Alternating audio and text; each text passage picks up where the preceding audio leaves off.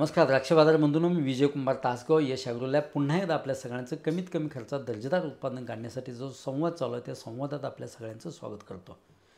बागायतदार बंधूंनो, मिलीबगसाठीचा काय पद्धतीनं काम करावं, खोडकिडीसाठी काय पद्धतीनं काम करावं, अळे आणि थ्रिप्सच्या बाबतीत काय काळजी घेता येईल, लाल कोळीसाठी काय उपाययोजना कराव्या, ह्या सगळ्या गोष्टीवर वेगवेगळ्या व्हिडिओमध्ये मी आपणाशी संवाद साधण्याचा प्रयत्न करतो आहे. आज आपण खोडकीड व्यवस्थापनाच्या बाबतीत संवाद करतो आहे. द्राक्षबागेचे जवळजवळ 40, 45, 50, 60 दिवसापर्यंत आपण बाग करत आलो आहे. ह्या दरम्यानच्या काळात खोडकीड व्यवस्थापन, मिलीबग व्यवस्थापन चांगलं होणं गरजेचं आहे. ह्यासाठी एक मत मी माझा आपणाशी शेअर करण्याचा प्रयत्न करतो आहे.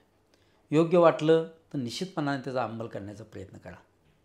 पण ह्या गोष्टीमुळं मला असं वाटतं की खर्च खूप कमी येईल, औषधांचा खर्च खूप कमी येईल.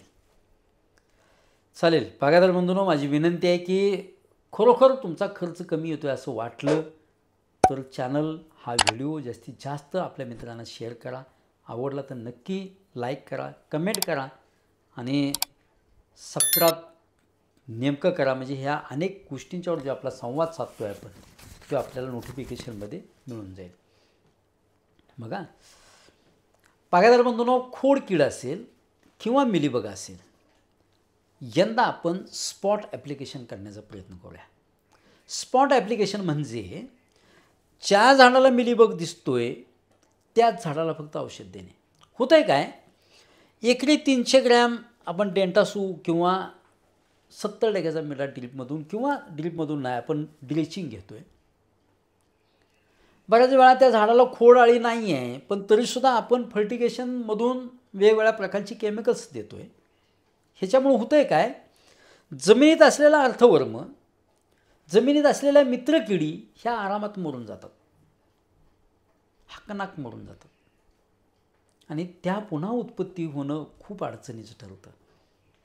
कारण ती टॉक्सिसिटी जमिनीतच राहते, खोड सगळं विषारी होऊन जातं, झाडं सगळी विषारी होतात, मग ती किडा ते खातो आणि तो किडा मरून जातो. ही त्याच्या पाठीमागची प्रोसिजर. जर आपण एकरी 1 किलो बटलर डीपमधून दिलं तर बटलरचं काम जमिनीत गेल्यानंतर ते जैविक आहे, तो निमॅटोड आहे, वेगवेगळ्या प्रकारचे जीवाणू त्यात दिलेले आहेत. बटलर एकरी 1 किलो ड्रीपमधून सोडलं तरी चालतं, आळवणी घ्यायची आवश्यकता नाही. ते जमिनीतल्या जेवढ्या म्हणून शत्रू किडी आहेत, अर्थवर्मला म्हणजे गांडुळाला ते अजिबात मारत नाही आहे, मित्रकिडींना अजिबात मारत नाही, ते त्याचा दैवी गुण आहे. पण हुमणी असेल, खोडाळीच्या आळ्या असतील, उडदीच्या आळ्या असतील, मिलीबगच्या आळ्या असतील जमिनीतल्या, ते झाडात वर जात नाही आहे, पण जमिनीत मात्र ज्या जिथं आळ्या आहेत त्यांना शोधून खाण्याचं काम करतं. त्यांना शोधून खातं, कारण त्याला समजतं बाबा हुमणी अमुक एवढ्या अंतरावर आहे, तर तो निमॅटोड तिथं शोधत जातो त्याला आणि तिथं जाऊन त्याची साल खातो, ती किडी आपोआप मरून जाते. ह्यासाठी आपण काय केलं, जमिनीतलं कंट्रोल केलं जैविक पद्धतीनं. खूप शांत आणि खूप सुंदर रिझल्ट्स आपल्याला मिळालेले आहेत, मिळत आहेत सुद्धा, आपणही प्रयोग करू शकता.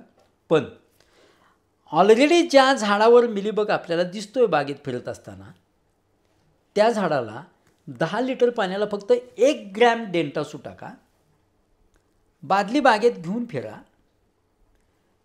ज्या झाडाला मिलीबग दिसतोय त्याच झाडाला फक्त त्याचं ड्रेचिंग घ्या. त्याच्या अलीकडच्या पलीकडच्या किंवा ओळीतल्या ह्या आणि ह्या बाजूला जरी आपण ड्रेचिंग घेतलं, म्हणजे एक झाड आहे तर त्याच्या चारही बाजूच्या झाडांना ड्रेचिंग घेतलं तरी चालेल. पुन्हा ज्या झाडाला खोड आळी दिसते आपल्याला, तर त्या झाडापुरतंच 10 लिटर पाण्याला 1 ग्रॅम डेंटासू इतकं टाका आणि त्याला आळवणी घ्या. बघा 1 ग्रॅमच का, एकरी 300 ग्रॅमचं प्रमाण आहे डेंटासूचं, किंवा 70% मिळा, कोणत्याही कंपनीचा असू द्या, एकरी 300 ग्रॅमचं प्रमाण आहे. 1 एकरात झाडं असतात 1000, म्हणजे एका झाडाला प्रमाण आलं किती, 1000 भागिले 300 म्हणजे फक्त 0.3 किंवा 0.25 इतकंच ते कीटकनाशक लागतं. त्यामुळं आपण काय करतो आहे, 10 लिटर पाण्यात 1 ग्रॅम डेंटासो टाकतो आहे. फार तर 1 लिटर, 1.5 लिटर, 2 लिटर आळवणी घेतली, 10 लिटर 5 झाडं जरी काढली तरी 6 ग्रॅमची एक पुडी असते. 60 लिटर पाणी होते किंवा त्याचं निम्मं पाणी करा, 30 लिटर करा आणि 30 लिटर पाण्यात ते 6 ग्रॅम टाका आणि एका झाडाला 1 लिटरची आळवणी करा. बास होऊन जाते, तेवढं भरपूर होतं आहे. ह्यानं काय होईल, चांगले पैसे आपले वाचतील त्या कीटकनाशकाचे. पुन्हा ज्या झाडाला खोडाळी दिसते, ज्या झाडाला मिलीबग दिसतो ना, त्या झाडाच्या आजूबाजूची फक्त झाडं ह्यानं डेंटासोनं धुवून घ्या. डेंटासोचा रेसिड्यूसुद्धा खूप कमी आहे, म्हणून मी डेंटासो सांगतो आहे. स्लेअर प्रो जरी तुम्ही ड्रिचिंगला किंवा एका झाडाला 1 ml स्लेअर प्रोचं ड्रिचिंग आपल्याला करावं लागेल आणि त्याच झाडानं जो खोडा आणि ओलांडं धुवून घेतली तरी चालतील. क्लोरो ड्रिचिंगला घेऊ नका, कारण क्लोरो इंट्रामस्क्युलर होणार नाही आहे त्यासाठी. अशा पद्धतीनं जर बागेचं यंदा व्यवस्थापन खोडआळीने मिलीबगसाठी केलं तर चांगले पैसे आपले वाचतील असं माझं मत आहे.